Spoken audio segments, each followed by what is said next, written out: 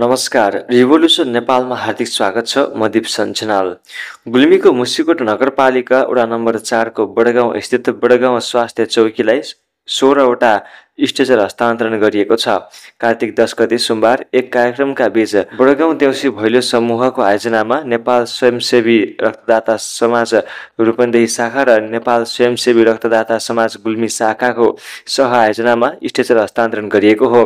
गाउँमा मानिसहरू बिरामी हुँदा अस्पतालसम्म पुर्याउनका लागि स्ट्रेचरमा बोकेर लैजान सहज हुने भएकोले सहयोग सङ्कलन गरी स्ट्रेचर किनेर स्वास्थ्य चौकीलाई हस्तान्तरण गरिएको नेपाल रेडक्रस सोसाइटी बडगाउँ उपशाखाकी सदस्य सावित्र विष्ट घिमिरेले जानकारी दिनुभयो। स्ट्रेचर खरिदको लागि विभिन्न संस्था तथा व्यक्तिहरूले आर्थिक तथा भौतिक रूपमा सहयोग गर्नुभएको थियो, जसबाट 16वटा स्ट्रेचर किनेर स्वास्थ्य चौकीलाई हस्तान्तरण गरिएको स्ट्रेचर हस्तान्तरण कार्यक्रमका संयोजक सुमेन्द्र सिंह ठकुरीले जानकारी दिनुभयो।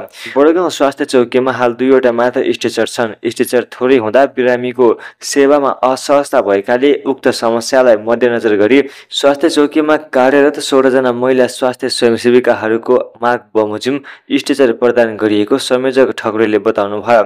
स्ट्रेचर हस्तान्तरण कार्यक्रममा गुप्त कार्कीको सभापतित्व रहेको कार्यक्रममा वडा अध्यक्ष जुक्त बहादुर छन्तेलको प्रमुख आतिथ्यता, मुसिकोट माविका श्याम थापा, वडा नम्बर 2 र 4 का आधारभूत स्वास्थ्य चौकीका इन्चार्ज रोशन सुनवार र कृष्ण आचार्य, नेपाल रेडक्रस सोसाइटी बडगाउँ उपशाखाकी सदस्य सावित्र विष्ट घिमिरे लगायतको स्थानीय समाजसेवीहरूको उपस्थिति रहेको थियो भने उक्त हस्तान्तरण कार्यक्रमको सञ्चालन महेन्द्र बगालेले गर्नुभएको थियो।